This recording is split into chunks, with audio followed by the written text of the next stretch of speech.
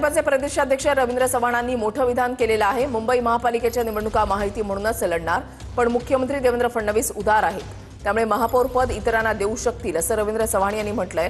त्यानंतर तत्काळ शिंदेच्या शिवसेनेचे मंत्री प्रताप सरनाईकांनी ज्याचे नगरसेवक जास्त त्यांना महापौर पद मिळावं म्हणत आतापासूनच दावा सुरू केलाय।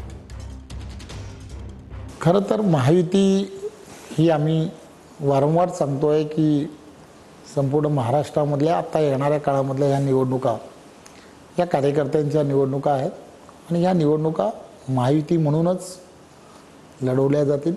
हे महापौर ही या संदर्भातलं आमचे तर देवेंद्रजी तर तुम्हाला माहीत आहे अतिशय उदार आहेत,